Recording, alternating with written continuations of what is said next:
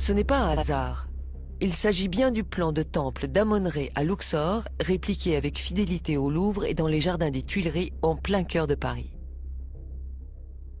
Pourquoi la civilisation égyptienne a-t-elle disparu? Ils n'ont pas disparu, mais une partie migrera en Inde dans un climat plus doux. Ceux qui sont restés sur place ont préservé le secret de leur savoir, mais leur pacifisme leur a été fatal. Ils n'avaient pas développé d'armée puissante.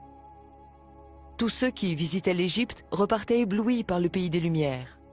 Au fil des siècles, le savoir d'Imhotep et des Égyptiens s'échappera et se propagera à travers le monde entier. Leur savoir ne sera pas perdu. Il sera partagé, parfois pris de force par les Perses, les Grecs, les Philistins, les Romains, le monde entier. Il sera transmis de génération en génération. Pendant presque 3000 ans, Imhotep a été vénéré comme un dieu. Des pèlerins venaient chaque année de tous les coins du monde jusqu'en l'an 350, date à laquelle Constantin décida de convertir tout l'Empire au christianisme. À partir de cette époque, les temples dédiés à Imhotep le prophète seront détruits et les prêtres massacrés. Les croyances païennes et égyptiennes ancestrales seront toutes effacées. Imhotep sera remplacé par Jésus-Christ et il tombera dans l'oubli. Le traité d'Imhotep sera remplacé par le serment d'Hippocrate. Les Afro-Égyptiens étaient vus comme des dieux pour les peuples qui les rencontraient. Nous réalisons maintenant qui sont ces extraterrestres et ces dieux. C'étaient les premiers scientifiques de l'humanité, les pères de la chimie, de la physique, des mathématiques et de la géométrie. Les Égyptiens ont fondé la civilisation moderne. Le Nil était doublement sacré. Il offrait de la nourriture, mais pas seulement. Le Nil leur a donné ce qu'il y a de plus précieux au monde, le temps. Du temps, 4 mois par an pour réfléchir et observer. Du temps pour faire de la science. Qu'est-ce que la science? Quelle est la définition de la science même? La science est expérimentale, vérifiable et visible. Des milliers de livres écrits, proposant chacun une hypothèse pour écarter les Égyptiens et mettre à la place une civilisation extraterrestre, Atlante, astronautes disparus ou des esclaves, c'est de la fiction, de la fantaisie et non pas de la science. Il n'y a aucune preuve pour affirmer l'existence des extraterrestres. Sans jouer avec les mots et avec la sémantique, sans faire de philosophie, le fait de ne pas avoir de preuves scientifiques est déjà une preuve. Depuis des milliers d'années, nous sommes seuls sur la Terre et nous le resterons pour longtemps encore, seuls, face à nous-mêmes.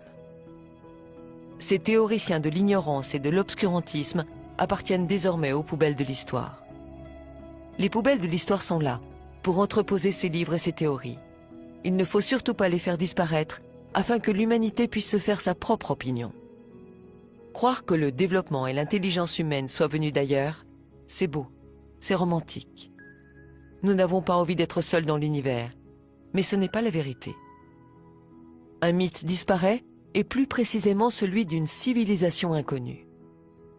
La vérité, c'est que cette civilisation, mystérieuse et grandement développée, est l'Égypte. S'il y a une vérité obscurcie, c'est que cette Égypte est nègre. Ils découvriront l'énergie solaire.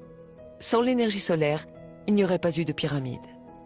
Les Afro-Égyptiens ont découvert que la Terre était ronde. Et ils ont été les premiers à l'avoir parcourue et explorée de long en large.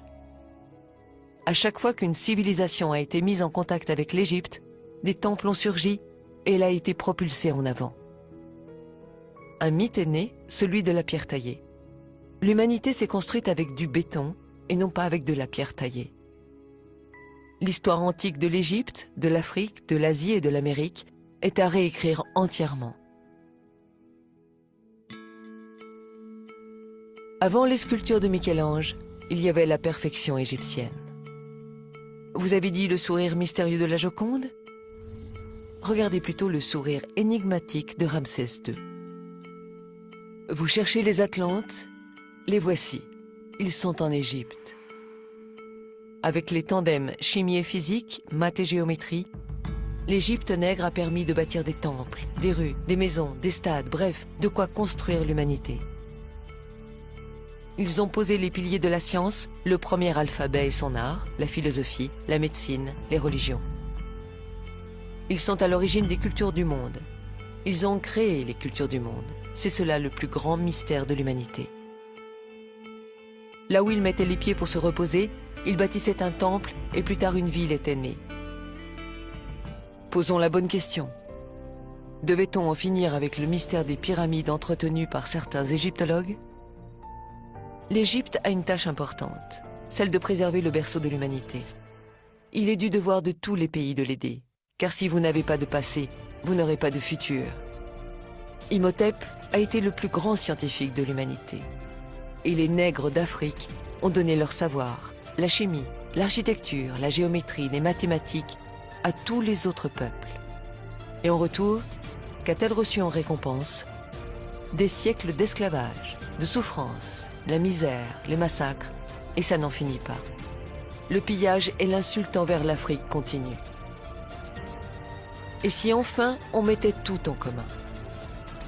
Il est temps que l'humanité grandisse.